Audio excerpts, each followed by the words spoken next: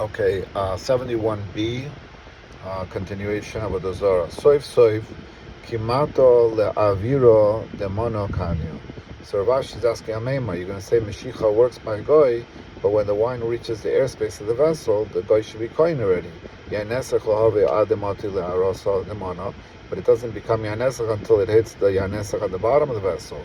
So therefore, when it becomes Yanesach, it's under the ownership of the Goy, so it shouldn't be a problem for the Yid. Regardless of when the money is paid. Shema Mino, you can answer from here, Nitzuk Chibur, that the stream is considered a connector. That's what you're trying to say. Rav Ashi is trying to say from the question that if it becomes the goy the owner when the stream hits the airspace of the vessel, so the goy becomes the owner of the entire thing. That's why it shouldn't be a problem. So the question seems to assume an answer to that issue. No, that could be true if the guy is holding the vessel. But we're talking about a case with a vessel sitting on the ground, and there, apparently, I think one way to read this is that there's no question that a stream is definitely not going to become a connector. It's only when it's being held, the vessel, that the question is asked.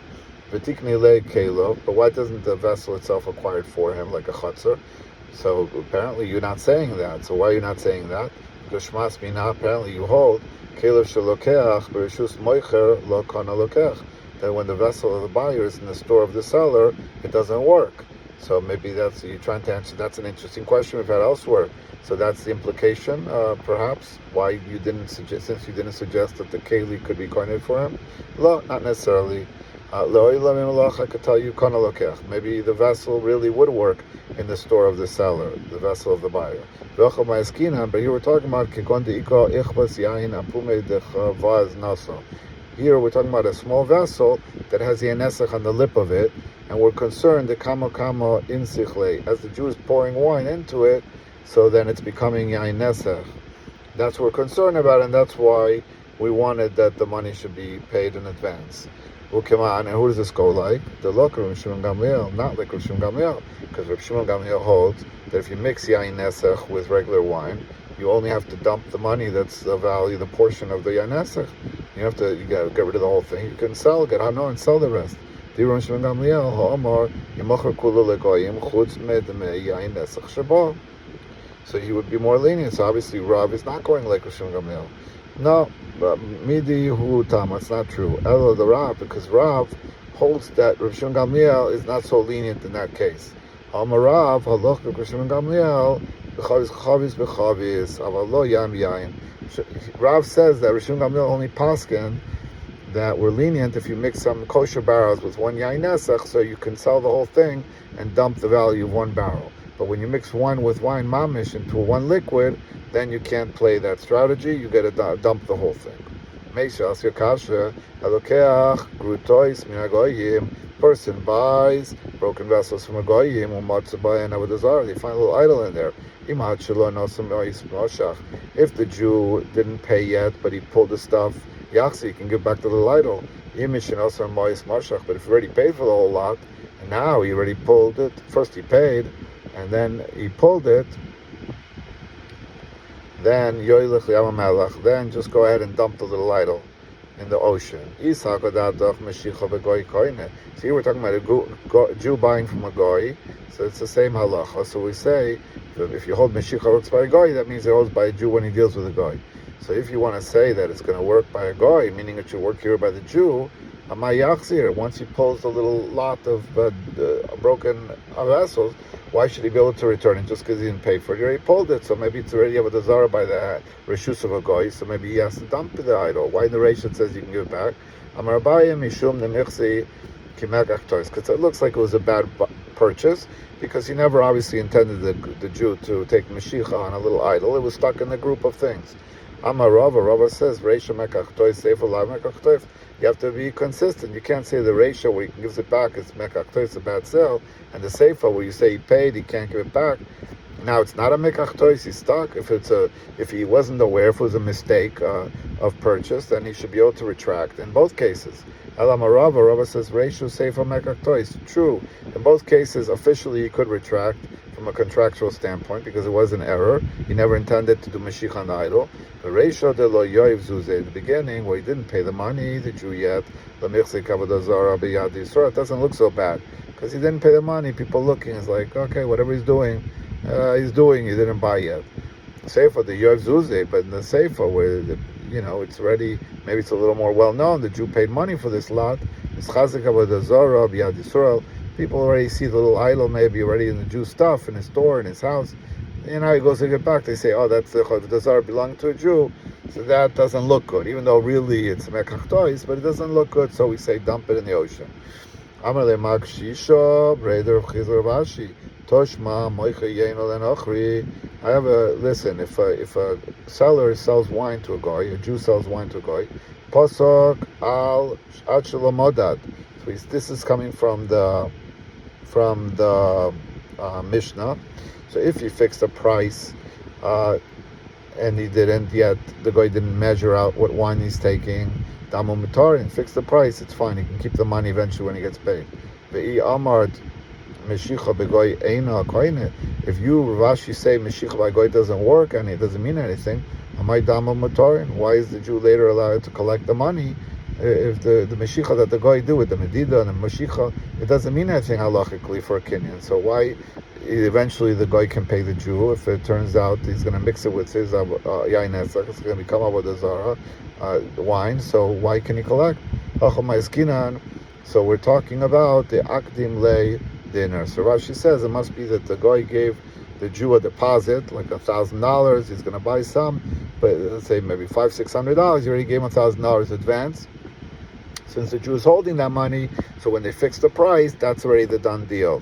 It's not the Meshicha, it's just that the done deal is the agreement on the what it's going to, how the quantity and price, and already the money is being held. That's it. There's nothing else to be done for Kenyan purpose. If true, it must say but look at the last part of the Mishnah.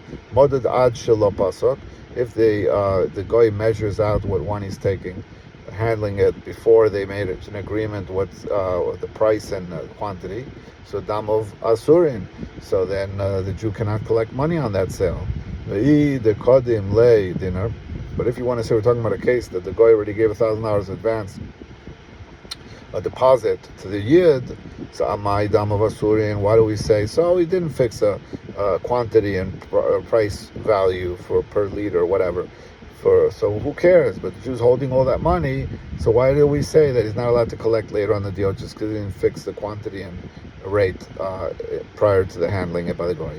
Amar le, he answered him, Rashi answered him, even according to you, the Amar Meshicha Begoy Koine, who says that Meshicha does work by a Jew, Amai Reisha Damo Mutarim Veseifa Dam Masurim. How do you address the Mishnah that it says the Reisha, that if it was paid before the Medida, it's you're allowed to keep the money, but if the seifa, if the rate was not fixed, rate and quantity prior to the handling of the wine, then you're not allowed to keep money. How do you address it?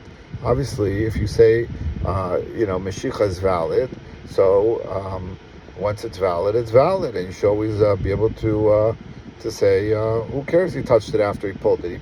It's a done deal. Everything should be mutter. So you also are not clear. Mishnah is not good for you, not for me. So what do you have to say, Memar? Pasuk Sam Chodata, you have to say, just like I have to say, that when people reach an agreement on the quantity and the rate, the value, the price, so that's when people put their focus on their mind that the Meshicha is going to have value. You hold Meshicha, you only hold Meshicha as valuable if the parties have agreed on a quantity and price first. Lo pasak, the parties didn't agree on a quantity or price first. Lo sam chodate, I don't care how many times he pulls your wine. If you didn't agree with him on a price and a rate, price and amount, so the guy is just checking out what's in your store. That's it. Lididinami, I'll tell you the same thing for me. Afagav de kodim le dinar. I don't hold Meshicha as valid, but even though he gave me a deposit, he gave the seller a deposit of $1,000, but it's only the deposit only counts if pasuk, if they reach an agreement as to how much is going to be purchased, quantity and price. Sam chodate, then suddenly, poof, the deposit becomes into my cash register, goes from my trust account to my regular account. Lo pasak, if I don't reach an agreement on quantity and price, so sam chodate, then I can't use the deposit and take possession of it. Amar the Ravina Rashi, the Rashi, Toshma, come and listen to the following. The Amar Rabbi Chio bar Abo, Amar Rabbi Yochanan, we say the name Rabbi Yochanan, V'noach nerag al pachos mishabe pruto. A guy who steals, if he steals even less than a shabe pruta, he gets killed. V'lo nitan le'hishavan. He can't, there's no halacha for him to return the money. There's no issue of him having to return the money. He gets killed for Geneva. Ve'i amart meshicha begoy eino koine. And if you say that a goy means nothing, Ravashi, meshicha, pulling it means nothing, amainer, why does he get killed? Stealing means pulling. So if pulling means nothing by a goy, why does he get killed for stealing? Mishum de tzara le'Yisrael. Rashi says because he causes pain to a Jew. He steals something from a Jew. A Jew is sad, so that sadness that he caused, that is what he's being punished for when he steals.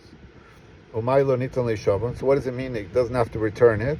Obviously, he doesn't have to return it because it's not Meshicha meant nothing. It's always whatever was stolen is always really owned by the Jew. It's just that he caused pain to the Jew. So what are we even having a conversation about that he doesn't have to return the money?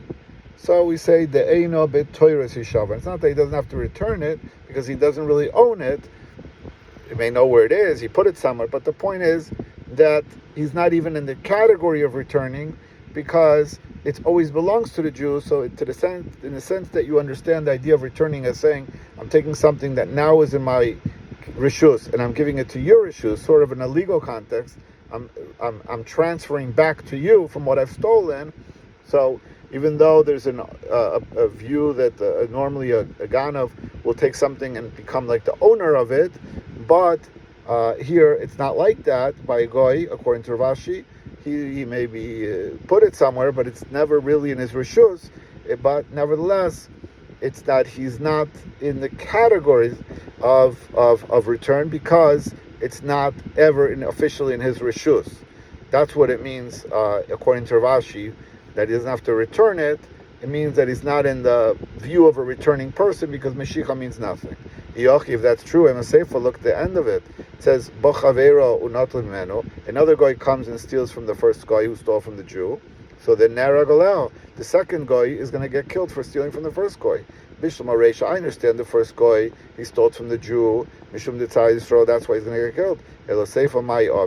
But the second guy who stole from the first guy, what did he do to the Jew? He didn't do anything. Why is he getting killed? If stealing means nothing, Meshicha means nothing, and he didn't do tsar to the Yid, so what's he getting killed for? L'shmamina must be Meshicha begoy koine. Must be that Ravashi is wrong, Amemer is right, and Meshicha does mean something serious by a goy, and it does create a kinyan and ownership. And Shmamina, that's the final resolution that Amemer is right, at least at this point. Thank you very much. Have a nice evening. Bye.